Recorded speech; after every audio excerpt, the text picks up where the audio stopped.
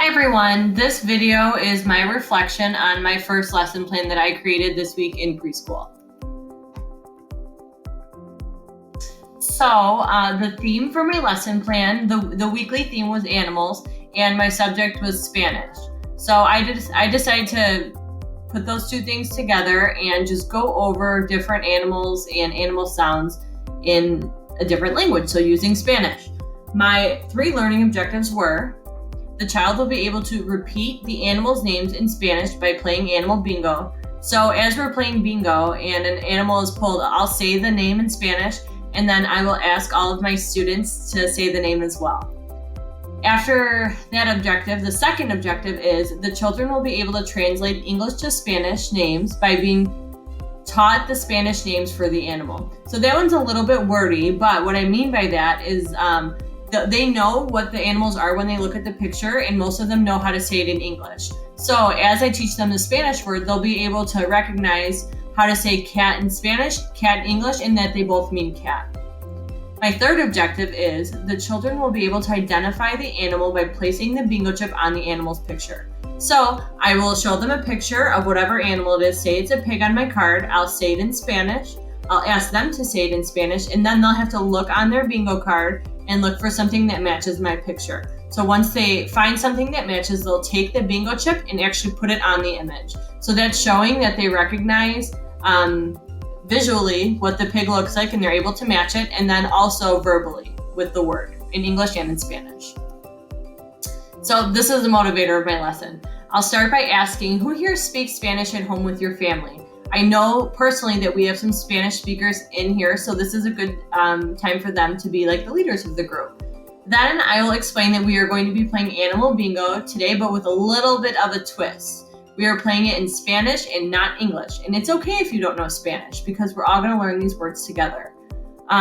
What is everyone's favorite animal? That's the first question I'm going to ask in my motivator.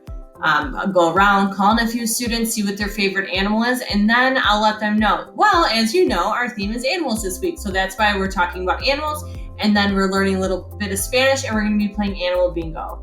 Has anyone here ever played bingo before? I have, and it's okay if none of you have. We're going to teach you how to play it today.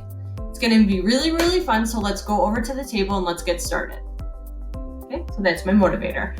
After that, they're going to be sitting at the U table, and I'll be sitting in the center so I could see all 5 or 6 of the students at my table.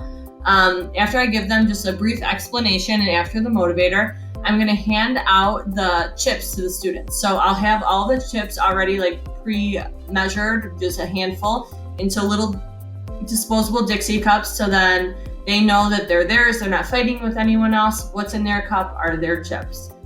Then I will hand everyone one of the bingo cards. Everyone's bingo cards look similar. They have the animals on them, but they're in a different order. So some people can win, and everything will be everyone's card's a little bit different, so everyone's not winning at the exact same time.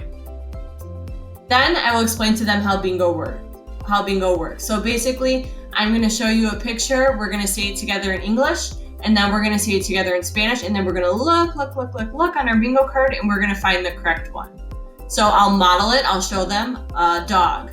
We say it in English, we say it in Spanish, then we look for it on our bingo chart, and then we put our bingo chip on it. So we'll practice a few times together.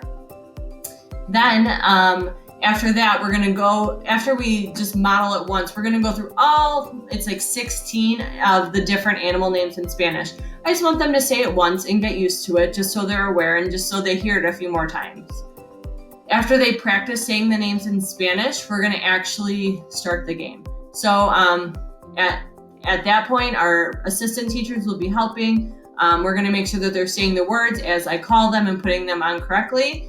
And after they say all the words and they find them, if they get 4 in a row, they get bingo. And then we'll start over and play as many times as we can as time allows. So some materials that I'll need for this lesson plan are my group of bingo chips in a Dixie cup, the different flashcards that I will hold up with the animal picture, as well as the name in English and Spanish that matches my students' bingo cards. And then I also am going to be using bingo cards, but I'm going to make sure that I put them on cardstock. So cardstock is like a little bit thicker of a paper, and that will just ensure that as students are touching them and moving them around, that they're not ripping or nothing bad is happening to them. because that would be really bad in a game of bingo if you don't have a bingo card. The main kindergarten readiness skill that's being assessed is some language skills. So students will have to repeat these words in English and in Spanish. So that's just broadening their vocabulary. But the most important thing is them being able to follow 2 to 3 step instructions, which they have to do several times throughout this lesson. This is an example of what one of the bingo cards would look like.